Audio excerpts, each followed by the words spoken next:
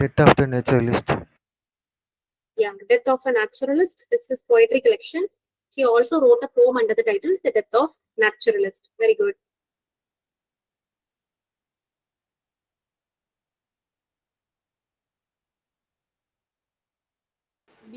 Translate பண்ணிருக்காங்க. Correct. He also translated Beowulf. We know Beowulf is an old epic poem, right? Old English la நான் பார்த்திருப்போம் oldest epic poem in English literature அப்படின்னா Beowulf, anonymous author யாருங்கிறது நமக்கு தெரியாது. Modern translation of Beowulf was did by this man, Seamus Heaney. Okay. Probably in the year 1999, I guess. பாருங்க, Seamus Heaney was born in the year 1939. எப்ப இறந்து போறாரு? 2013. So 1939லயே we have two more writers to remember. சரிங்களா? Seamus Heaney ஒண்ணு, இன்னொன்னு Margaret Drabble. Okay, Margaret Drabble. எழுதிக்கோங்க, அந்த points எல்லாம் இருக்குது.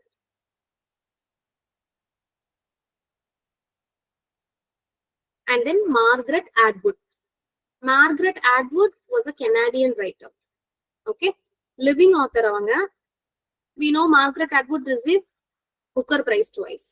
2 தடவை Booker Prize receive பண்ணிருப்பாங்க. Margaret Atwoodனு ஆல்ரெடி படிச்சிருப்பீங்க. She is author of The Handmaid's Tale, a dystopian fiction. Already homeworks பார்த்திருப்பீங்க. So try to recollect. ஒரு author சொல்லும் போதே what do you know about that author? Right? Try to recollect things like that. அப்படின்னா connect பண்ணி உங்களால ஈஸியா நிறைய விஷயங்களை ஞாபகம் வச்சுக்க முடியும். So Seamus Heaney 1939, Margaret Drabble 1939, and then Margaret Atwood 1939. இன்னும் நிறைய பாயிண்ட்ஸ் நம்ம ஆட் பண்ணலாம். ஃபியூச்சர்ல நான் ஆட் பண்றேன். இவங்க 3 பேருமே வந்து பிறந்த வருஷம் அப்படின்னு பாத்தீங்கன்னா 1939. இதே ஒரு 2 முக்கியமான லிட்ரரி ஃபிகர்ஸ் வந்து இதே 1939ல டிமைஸ் ஆயிருப்பாங்க, இறந்து போயிருப்பாங்க. One is W.B. Yeats and another one is Sigmund Freud. W.B. Yeats, Sigmund Freud. இவங்க 2 பேரும் 1939ல demise ஆயிருப்பாங்க. And W.H. Auden wrote elegy on these writers. நான் இப்ப சொன்னேன், சிக்மண்ட் ஃப்ராய்டுக்காகவும் ஒரு எழுதி எழுதியிருப்பாரு, W.B. Yeatsக்காகவும் ஒரு எழுதி எழுதியிருப்பாரு. என்னன்னா இன் மெமரி ஆஃப் W.B. Yeats. அதே மாதிரி in memory of Sigmund Freud. இந்த 2 ஒர்க்கும் யார் எழுதுறா? W.H. Auden. சரிங்களா? In the memory of W.B. Yeats and Sigmund Freud. Hope the points are clear. Should I repeat anything?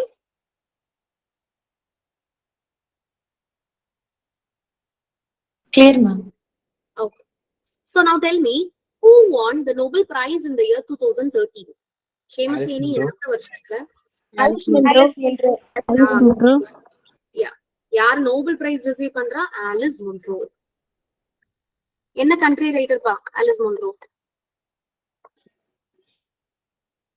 Canadian. Yeah, correct. She was a Canadian writer.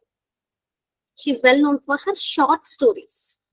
Okay, master of short story அப்படின்னு இவங்க சொல்லுவாங்க. Master of contemporary short story அப்படின்னு சொல்லிட்டு Alice முன்ரோவை சொல்றாங்க. Okay, she won Nobel Prize in 2013. So 2 இயர்க்கான significance பார்த்தாச்சு. Now move on to Seamus Heaney. His full name is Seamus Justin Heaney. As I told you, he was an Irish poet, playwright, translator. And remember, அவரோட father பாத்தீங்க அப்படின்னா he was a farmer. ஏன் அது முக்கியம்? ஏன்னா அவரோட poetry எல்லாத்துலயுமே பாத்தீங்கன்னா நேச்சரோட ரிலேட்டடா நிறைய ஒர்க்ஸ் எழுதியிருப்பாரு Seamus Heaney, associated with farming. Okay, அவரோட ஃபாதர் ஃபார்மரா தான் இருந்திருப்பாரு. ஹேனியோட கிராண்ட் ஃபாதரும் ஃபார்மரா தான் இருந்திருப்பாரு. சரிங்களா? இவர் என்ன பண்றாரு? இவரு தன்னோட ஒகேஷன், அதாவது ஜாப், அவர் என்ன எடுக்கிறாரு? பொயட்ரி தேர்ந்தெடுக்கிறாரு. ஸோ தட்ஸ் வை ஒரு பர்டிகுலர் போயம்ல தன்னோட அப்பா, தன்னோட தாத்தா எல்லாத்தையுமே ஞாபகப்படுத்துவார். அவங்க ஃபார்மிங் எப்படி பண்ணிருந்தாங்க, அவங்களோட ஒகேஷன், அவங்களோட ஜாப் வந்து ரிலேட்டட் டு நேச்சரா இருந்தது. நானும் அது மாதிரியான ஒரு சிமிலர் ஜாப் தான் பண்றேன். அவங்க வந்து நிலத்தை டிக் பண்ணி ஃபார்மிங் பண்றாங்க. I am going to dig the history, dig the past, dig the memory அப்படிங்கிற மாதிரி ஒரு போயம் எழுதியிருப்பாங்க. And that is digging. Okay, என்ன போயம்ல அதை பத்தி பேசியிருப்பாங்க அப்படின்னா digging பின்னாடி வருது. we'll see that they asked this in 2020 exam, I guess. Digging is a poem by Seamus Heaney. Okay, so he received Nobel Prize in 1995 and he was associated with the group called Belfast Group. Belfast Group அப்படிங்கிறது certain யூனிவர்சிட்டியோட associate ஆயிருக்கும். இந்த Belfast குரூப்ல ஒன்றும் இல்லை, அதாவது poets எல்லாருமே இருப்பாங்க. they associated with this particular Belfast group. என்ன பண்ணுவாங்கன்னா அவங்களோட பொயட்ரிய எல்லா பொயட்ஸும் அங்க இருப்பாங்க. இந்த முற்றோதல்ல திருக்குறளை ஒப்பிப்பாங்க பாத்தீங்களா, அதே மாதிரிதான் இங்க என்ன நடக்கும் அப்படின்னா எல்லா பொயட்ஸும் அவங்களோட ஓன் போயம்ஸும் மத்த பொயட்ஸ் முன்னாடி என்ன பண்ணுவாங்க, ரீட் பண்ணி காட்டுவாங்க. சரிங்களா, அவங்க ஒரு டீ டைம் அவங்க உண்டு, பிஸ்கட் டைம் எல்லாம் உண்டு. சரிங்களா, ஸ்நாக்ஸ் எல்லாம் சாப்பிட்டு முடிச்சுட்டு உட்காந்து ஒவ்வொருத்தவங்க பொயட்ரியை ரீட் பண்ணி என்ஜாய் பண்றதுதான் இந்த பெல்ஃபாஸ்ட் குரூப். ஓகே, சோ இந்த அயர்லாந்துல ஸ்டார்ட் பண்றாங்க. Just a minute.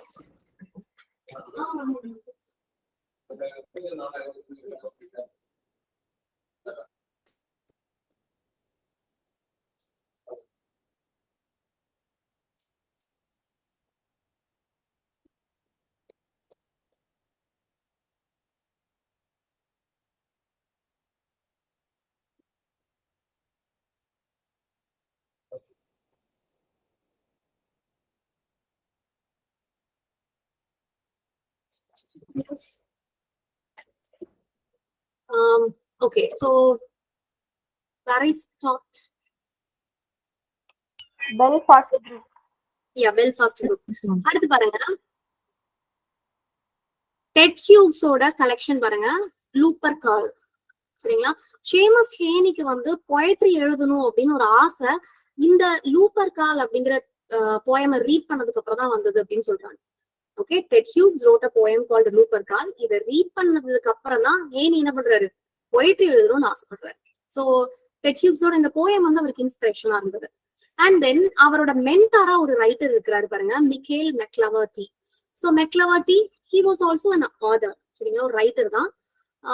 இவரை மென்டாரா வச்சிருக்காரு this man same as Haney. And then இவருக்காக சில பொயட்ரியுமே டெடிகேட் பண்ணிருக்காரு. சரிங்களா, பாருங்க, ஃபாஸ்டரேஜ் அண்ட் தென் நார்த் அப்படிங்கிறது அவரோட பொயட்ரி கலெக்ஷன். சரிங்களா, அந்த நார்த் அப்படிங்கிற பொயட்ரி கலெக்ஷன்ல ஃபாஸ்டரேஜ் அப்படிங்கிற ஒரு போயமும் சிங்கிங் ஸ்கூல் அப்படிங்கிற ஒரு போயமும் இருக்கும். 2 different poems. இந்த 2 போயம்ஸையுமே மிக்கேல் மெக்லவர்டிக்காக தான் டெடிகேட் பண்ணிருப்பாரு. ஓகே, மிக்கேல் மெக்லவர்டிக்காக டெடிகேட் பண்ணிருப்பாரு. அண்ட் தென் அதே நார்த் பொயட்ரி கலெக்ஷன்ல சன்லைட் சீட் கட்டர்ஸ் அப்படின்னு ஒரு 2 போயம் உண்டு. இத மேரி ஹேனி அப்படிங்கிறவங்களுக்காக டெடிகேட் பண்ணிருக்காரு. ஓகே, அண்ட் அவரோட ஃபர்ஸ்ட் பொயட்ரி கலெக்ஷன் அப்படின்னா அது 11 poems. So far ஒரு 2 பொயட்ரி கலெக்ஷன் சொல்லியிருக்கேன். One is 11 poems and second one is North. So 2 poetry collection, one is 11 poems and another one is North. One is 1965 and another one is 1975. நிறைய poetry collections எழுதிருப்பார். So உங்களால ஒரு poetry collection அதுல ஒரு மேஜரான ஒரு 2 poem தான் இருக்கும். அதை try to remember. Okay. Now அடுத்து பார்க்கலாம். This is very, very important. Okay, 1967, maybe the poem Death of a Naturalist was written in 1966. Death of a Naturalist அப்படிங்கிறதே ஒரு poetry collection. அந்த poetry collectionல ஒரு poemோட title Death of a Naturalist. புரியும்னு நினைக்கிறேன். So அந்த poetry collection பாத்தீங்கன்னா 1967ல வந்திருக்கும். Okay, then Door into the Dark. This is also poetry collection. அதுல இருக்கக்கூடிய ஃபேமஸான poem கொடுத்திருக்கேன் பாருங்க, Requiem for the Croppies, Thatcher, The Wife's Tale and Bogland. இது எல்லாமே Door into the Dark அப்படிங்கிற poetry collectionல வருது. Then he wrote Field Work. And Irish Associationல Sai அப்படிங்கிற ஒரு ஆனர், எப்படி poet laureateship ஒரு ஆனர்னு சொல்றோம், நைட்ஹுட் ஒரு ஆனர் சொல்றோம். சோ அதே மாதிரி அயர்லாந்து அசோசியேஷன்ல சாய் அப்படிங்கிற ஒரு ஆனரை இவருக்கு கொடுத்திருக்காங்க. Okay, and then the Government of the Tongue, it is also his critical essays. It is not his poetry collection. The Government of the Tongue is his critical essays, which was published in 1988. Okay, so try to remember things with me. ஒரு poetry collection பார்த்தோம், 11 poems. That is his first poetry collections, 1965. 10 வருஷம் கழிச்சு 1975ல ஒரு poetry collection பார்த்தோம், that is North. Okay, then இன்னொரு poetry collection 1967 in between, Death of a naturalist. 1967 அந்த poetry collection. அதே title ஒரு புக் எழுதுறாரு, Death of a Naturalist, that is 1966.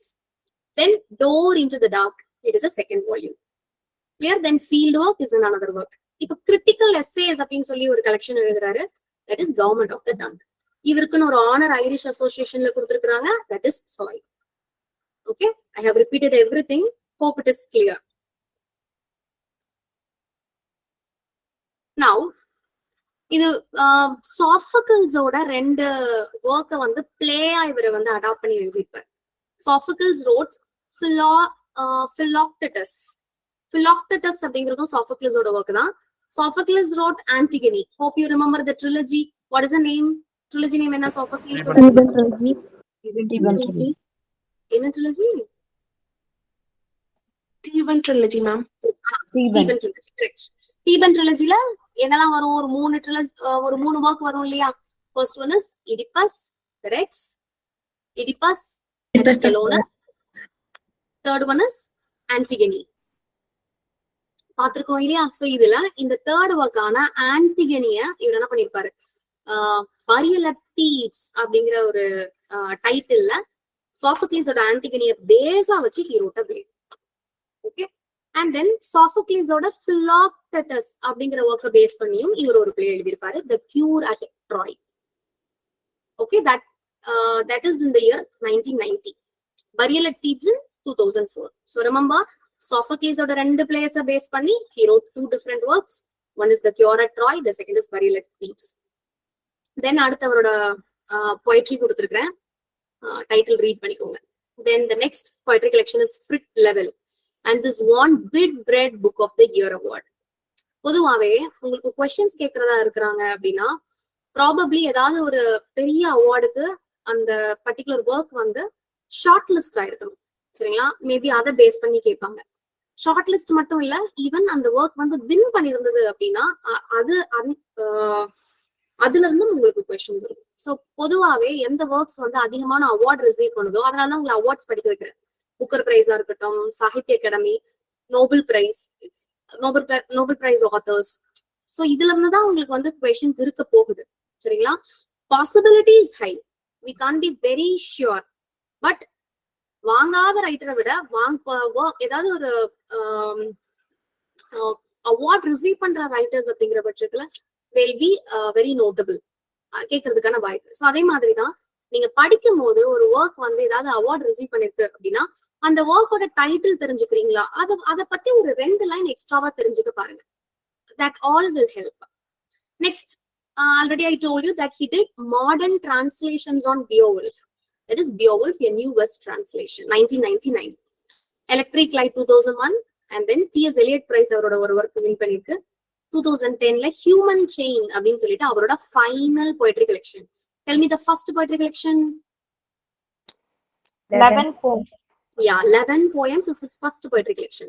Last poetry collection is Human Chain. Clear? So far? Yeah, ma'am.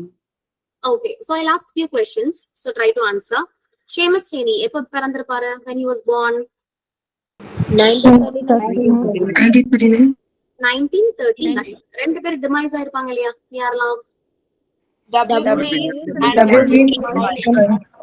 Yes, one is W.B. Yeats, another one is Sigmund Freud. இவங்க ரெண்டு பேருக்காகவுமே in memory of Yeats, in memory of Sigmund Freud அப்படின்னு poetry எழுதுனது யாரு? Very good, W.H. Auden. Okay, so இவரோட first poetry collection என்ன? 11 poems. Last poetry collection? Good. Last poetry collection? Human Chain. Yeah, very good. Human Chain. இவரோட 1975ல ஒரு poetry collection வந்திருக்கும் இல்லையா? North. Yeah, very good. North. 1967ல வந்த poetry collection? Death of Naturalist. Death of a Naturalist. It is also a poetry collection. Same title poetry எழுதிருப்பாரு அப்படின்னு பார்த்தோம். Okay, Sophocles ஓட ரெண்டு ஒர்க்க பேஸ் பண்ணி he wrote a play. இல்லையா? What are all the two work? Philoctetus. Philoctetus and then Antigone. Antigone எந்த trilogyக்கு கீழ வரும்னு பார்த்தோம்? Theban trilogy. Theban trilogy. Theban trilogy is by Sophocles. Very good. Now, He turned down the offer of laureateship. Poet laureateship turned down பண்ணிருக்காரு Sheamus Haney. Remember, many writers have turned down the poet laureateship, like Philip Larkin, right? Philip Larkin, Walter Scott. இவங்களுமே poet laureateship வேண்டாம் அப்படின்னு decline பண்ணிருப்பாங்க. You know, Rudyard Kipling, he turned down knighthood. எனக்கு knighthood வேண்டாம் அப்படின்னு decline பண்ணவர் யாரு? Rudyard Kipling. Poet laureateship அப்படின்னு பாத்தீங்கன்னா one is Seamus Heaney, Walter Scott, Philip Larkin.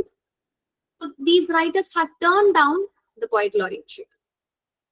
Okay, now his famous poems. இதுல இருந்து you can expect questions. Digging, Tall and Landman, Death of a Naturalist, Midterm Break, Bogland. இதுல Midterm Break வந்து தன்னோட brother வந்து car ஆக்சிடென்ட்ல இறந்து போயிருப்பாரு, அவரோட பிரதர். சோ அத ரிமெம்பர் பண்ற மாதிரி அவர் எழுதின ஒர்க் தான் Midterm Break. மத்த ஒர்க்ஸ் எல்லாமே Death of a Naturalist, Bogland, Digging, இந்த these works were based on nature.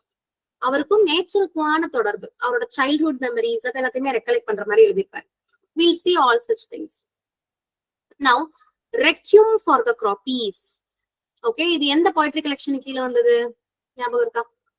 Requiem for the Croppies. Door into the dark. Yeah, correct. So, இப்போ இந்த Requiem for the Croppies, it is actually a sonnet, 14 line sonnet. முதல்ல கிராப்பீஸ்னா என்னன்னு பார்க்கலாம். ஒண்ணு இல்லைன்னா short hair, அதாவது ரிபல்ஸ குறிக்கும். ஒரு ஒரு போராட்டம் வருதுன்னு வச்சுக்கோங்களேன், அந்த போராட்டத்துல பார்ட்டிசிபேட் பண்ணுவாங்க இல்லையா ரிபல்ஸ். சோ அவங்களுக்கு ஒரு ஷார்ட் ஹேர் அப்படின்னு ஒண்ணு வச்சிருப்பாங்க, சரிங்களா? சோ அததான் கிராப்பீஸ் அப்படிங்கறது ரெஃபர் பண்ணும். ரெக்யூம் அப்படிங்கிறது மாஸ், சரிங்களா? ஒரு மேபி அது எந்த விதமான மாஸா இருக்கலாம். Music group of people will sing, சரிங்களா? இப்ப ரிபல்ஸ் அப்படிங்கிற பட்சத்துல அப்ப ஏதோ ஒரு ரெவல்யூஷனை பேஸ் பண்ணி தான் இருக்க போகுது, சரிங்களா? இது பாருங்க, ஐரிஷ் ரெபலியன் 1798ல வீணோ கடைசி 2 நம்பரை மட்டும் மாத்தி போட்டா ஒரு இம்பார்ட்டன்ட் ஈவென்ட் நடந்திருக்குமே. 1789, what is that? Russian French Revolution.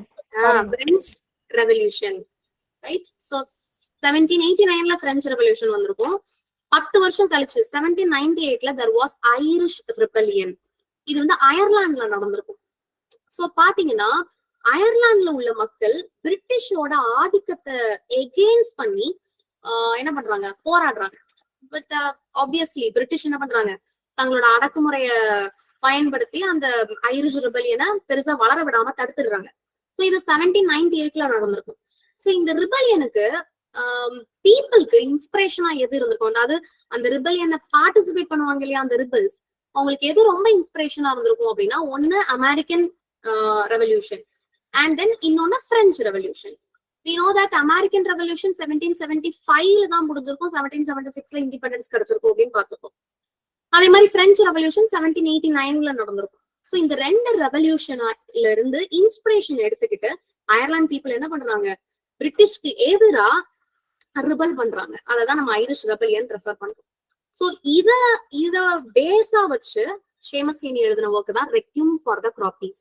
இதுல பாத்தீங்கன்னா ஒரு ஐரிஷ் சோல்ஜர், செத்து போன ஒரு ஐரிஷ் சோல்ஜர் என்ன பண்றாரு, இந்த பொயட்ரிய அதாவது இந்த சானட் அவர் என்ன பண்றாரு, நரேட் பண்றாரு, சரிங்களா? சோ எந்த மாதிரி இந்த பிரிட்டிஷ் ரூல் இருந்தது, அதை எப்படி இந்த எதிர்த்தோம் அப்படிங்கிற மாதிரி அந்த கிராப்பீஸ் பேசுறாரு, சரிங்களா? ஒரு ஐரிஷ் சோல்ஜர்னா தெரியும், ஆல்ரெடி சொன்னா he was also a rebel.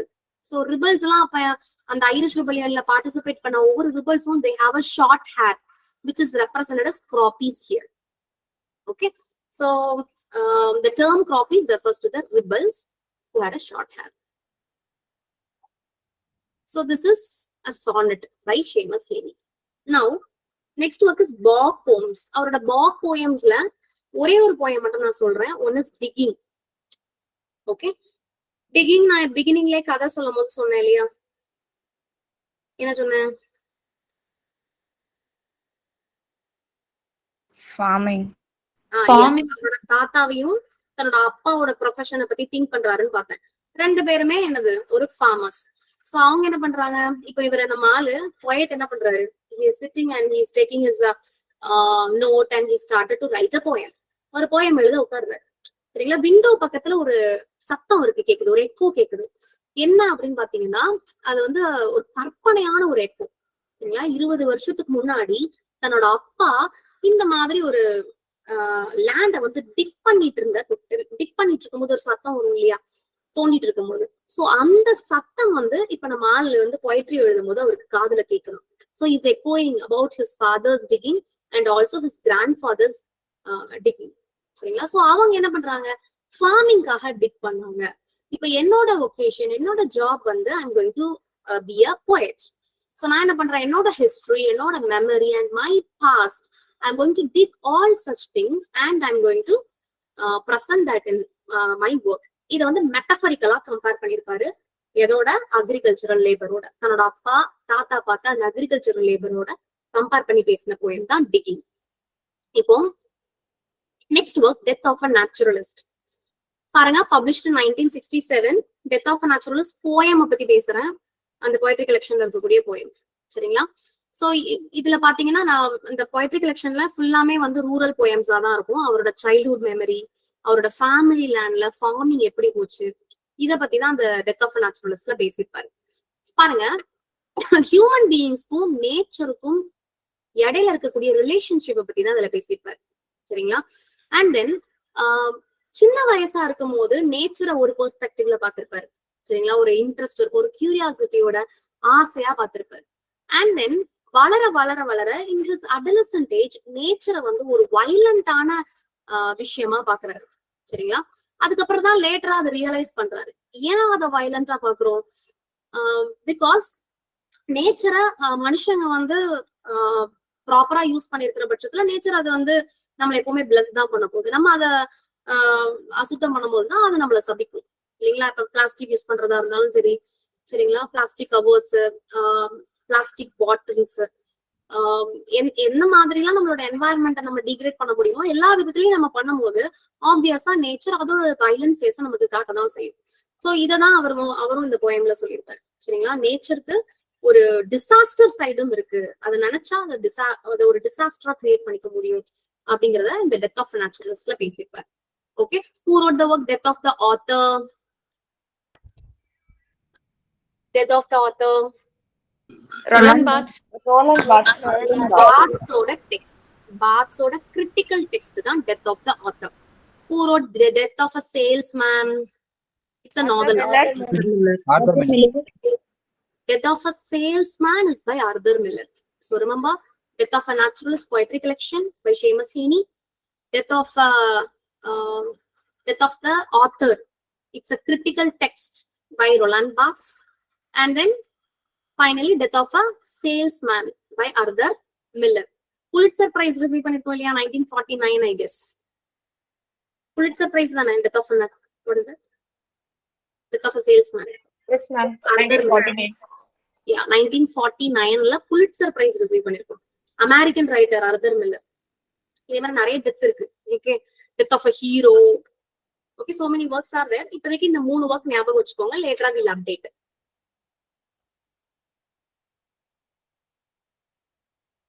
Seamus Heaney, few more slides, ஒரு ஸ்லைடோ 2 ஸ்லைடோ தான் இருக்கும். I'll complete this and then I'll wind up. அடுத்து பாருங்க, டெத் ஆஃப் a நேச்சுரலிஸ்ட்ல அடுத்த poetry collection Follower.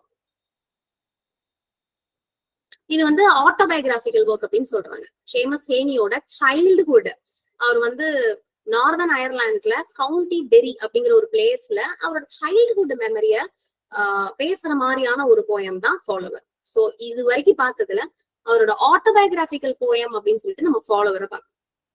Okay, so follower is a farmer's son who finds beauty and value in traditional farming practices, struggles to take them up himself. தாத்தா farmer, அப்பா farmer, ஆனா இவர் என்னது poets. சரிங்களா? So there is a struggle in taking the same farming practices which was done by his father and grandfather. So அந்த struggle பேசக்கூடிய poem தான் Follower. And theme பாருங்க, family dynamics, agricultural work and Irish identity all becomes the theme of this poem Follower. I told you that midterm break, which is about Heaney's brother who was killed in a car accident அப்படின்னு சொல்லியிருந்தேன். சரியா, 4 வயசா இருக்கும் போது அவரோட பிரதரை ஒரு car ஆக்சிடென்ட்ல இழக்கிறாரு. சரிங்களா, he was 14, ஹெனி was 14 and his brother was just 4. Okay, so அந்த கிரீஃப், அந்த ஃபேமிலியா அதுல உடஞ்சு போயிருப்பாங்க. அந்த ட்ராஜடியை ரிமெம்பர் பண்ற ஒர்க் தான் mid term break. And then personal helicon. Remember, helicon is a mountain. Greek mythology-ல helicon அப்படிங்கிறது ஒரு மவுண்டனை ரெஃபர் பண்ணும். ஸோ போயட்ஸ் எல்லாம் பொதுவா அந்த ஹெலிகானை பார்த்து இன்ஸ்பிரேஷனா எடுத்து என்ன பண்ணுவாங்க, போய்ட்ரி எழுதுவாங்களாம். கிரீக் மித்தாலஜி எழுதணும்னு நினைச்சிட்டாலே அந்த Helicon becomes an inspiration for the poets to write poetry. Okay, so this is Greek mythology. அதே பட் நம்ம பொயட்டுக்கு எது பொயட்டிக் இன்ஸ்பிரேஷனா இருக்கான்? His speaker childhood experiences. சரிங்களா, அவருக்கு ஹெலிகான் எது?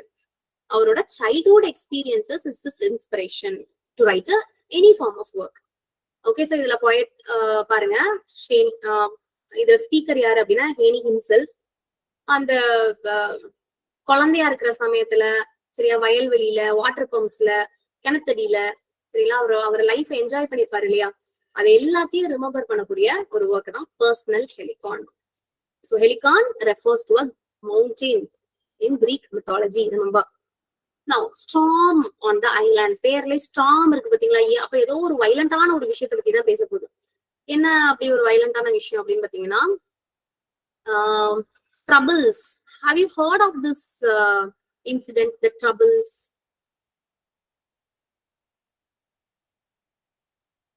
அதாவது நார்தர்ன் அயர்லாண்ட்ல எத்தனிசிட்டி, இப்போ ஃபார் எக்ஸாம்பிள் இனத்துக்கான போராட்டம்னு சொல்லுவாங்க இல்லையா.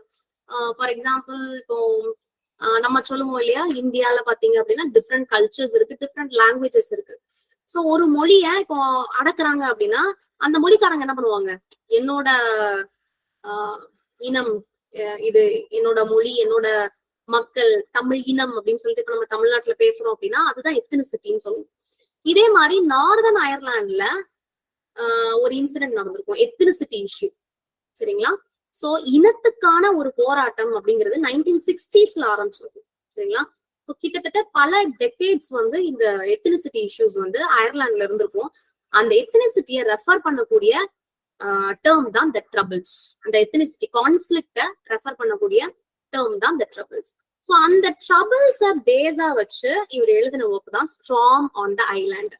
சரிங்களா, பொலிட்டிக்கலா ஒரு கான்ஃபிளிக்ட் இந்த பக்கம் போயிட்டு இருக்கு, அத நேச்சரோட கம்பேர் பண்ணி அவர் எழுதின போயம் தான் storm on the island. So இதுல ஒரு ஸ்பீக்கர் இருக்கிறாருங்க, அவருக்கு பேர்லாம் கிடையாது, ஹி வாஸ் நரேட்டர். ஒரு ஐசோலேட்டடான ஒரு ஐலாண்டுக்குள்ள அவர் வந்து போறாரு. சரிங்களா, சோ அங்க ஐலாண்ட்ல இருக்கிற எல்லாருமே வந்து ஸ்டார்ம் வரப்போகுது, ஒரு பெரிய புயல் அடிக்க போகுது அப்படிங்கிற பயத்துல இருக்காங்க. சரிங்களா, ஏன்னா புயல் வந்ததுன்னா பொதுவா இது சயின்டிபிக்கலா ஒரு விஷயம் ப்ரூவ் ஆயிருக்கு. என்னன்னு பாருங்க, நிறைய பனைமரம் வந்து ஊர்ல இருந்துச்சுன்னா அந்த இடத்துல வந்து பெருசா புயல் பாதிப்பு இருக்காது அப்படின்னு சொல்றாங்க. சரிங்களா, பனைமரம் பயங்கர ஹைட்டா இருக்கும் பாத்தீங்களா. சோ அந்த மாதிரி இடத்துல வந்து ஸ்டார்முக்கான பயம் அவசியப்படாது அப்படின்னு சொல்றாங்க. ஓகே, இப்ப கதைக்கு வருவோம். இப்ப இந்த மக்கள், இந்த ஐலாண்ட்ல இருக்கக்கூடிய மக்கள் வந்து எதனால பயப்படுறாங்க? அங்க ஒரு தங்களை பாதுகாத்துக்கிறதுக்கு எந்த விதமான ட்ரீஸும் இல்லை. சரிங்களா, சோ ஐயோ பயங்கரமான ஸ்ட்ராங் வந்ததுன்னா நம்ம நிலைமை என்ன? சோ அந்த நேச்சரோட அந்த பார், அந்த ஸ்ட்ரென்த்தை நினைச்சு அந்த பீப்புள் வந்து பயப்படுறாங்க. ஓகே, சோ இதை அப்படியே எதோட கம்பேர் பண்றாங்க? ட்ரபிள்ஸ், நார்தர்ன் அயர்லாண்ட்ல நடக்கக்கூடிய ஒரு எத்தனிசிட்டி இஷ்யூ. இந்த எத்தனிசிட்டி இஷ்யூ வந்து பெரிய லெவல்ல பாதிப்பை ஏற்படுத்த போகுது அப்படிங்கிற ஒரு விஷயத்த தான் இந்த போயட்ரியோட கம்பேர் பண்றாங்க. சரிங்களா, ஸ்ட்ராங் அப்படின்னு ஒண்ணு வந்துருச்சுன்னா அது ஒரு பெரிய calamity create பண்ண போதுன்னு இந்த மக்கள் பயப்படுறாங்க. So that is compared with the troubles. Okay, so they were anticipating the disaster. So I guess that's it. Yeah. So we have next writer, Rudyard Kipling. We'll see him in the next class. So it's time. It's almost time. We'll wind up. If you have any doubts, you can ask. Ma'am, mid term break அப்படிங்கிற work வந்து எதை பத்தினதுன்னு சொன்னீங்க? தன்னோட தம்பி வந்து ஒரு car accident